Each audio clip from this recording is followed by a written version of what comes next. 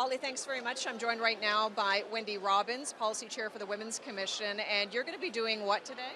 Well, the first thing we do is a workshop at which we discuss the 10 policy resolutions that we've already approved from across the country, one of which automatically goes to the plenary, and 9 others which are competing for space in the workshops. And we need to have a champion for each one to present it at each workshop, so we'll have to organize that. But there's an emergency resolution you're going to be bringing forward pertaining to assisted dying legislation. What is that all about, the emergency resolution? Yes, well, a lot of people thought we wouldn't need it by the time we got to the end of May, that everything would be settled. Call me Cassandra, but I never quite believed that because it's a really complicated issue. So if something is timely and urgent, as I think this is, because the Parliament will resume on Monday to discuss this, and a lot of good, solid Liberals are not in favour.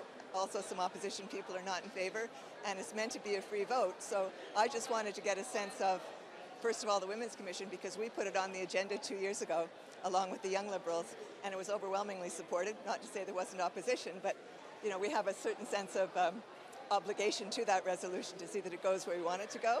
So the resolution asks for more time? No, our resolution, 2 years ago we weren't government, right? So it was just a policy recommendation that if ever we should be government, this is the direction we would want to consult and to bring in a new law. And we were basing our information at that time on British Columbia's decision and saying, follow what Justice Smith said, that's good enough. That was the original Carter, which got appealed. And of course, the Supreme Court sided with exactly that verdict.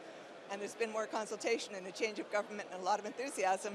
And I'm not the only one to say this law is not as progressive as we thought it would be, the proposed law, Bill C-14. So my amendment, and I'm calling it mine because at the moment it's not endorsed by anybody else, although we've been discussing it by email this week, is to address 2 of the 4 outstanding things. 2 things really are more complicated than maybe short time would allow. One being mental illness, the other being mature minors. So this calls for opening up the criteria though, right? Well, the 2 things that we're really after are eligibility. It should not be when your death is reasonably foreseeable. To tell you the truth, my death is already reasonably foreseeable and so is yours. It's a certainty.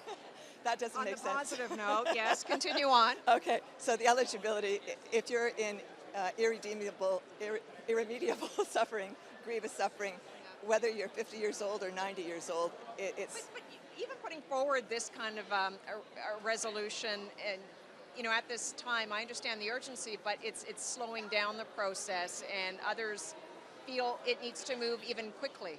Well, I'll tell you, if I could just finish, the second thing is about advance directives, but yes, a lot of us, myself included, say no law is better than a bad law. We've lived since 1988 with no law on abortion. Now, I come from New Brunswick. It hasn't been a great ride for us, nor in PEI. But by and large, rather than have a bad law, we've survived without a law. I'm told the College of Physicians and Surgeons is up to speed. It's not going to be a catastrophe. It's not going to be a black hole. But if you rush and it's not the right kind of law, it's going to be a mess and it won't be effective, right? So you'd rather slow it down than have a law that's not effective. No law rather than a bad law. It's not going to be a catastrophe on the 6th of June. Do you think you'll see this resolution passed? It'll be interesting to see. My hunch is if it's the same kind of atmosphere that it was 2 years ago, it will be overwhelmingly slow it down and get it right. What about just asking for more time, though? Aside from the Supreme Court deadline, should that absolutely be done?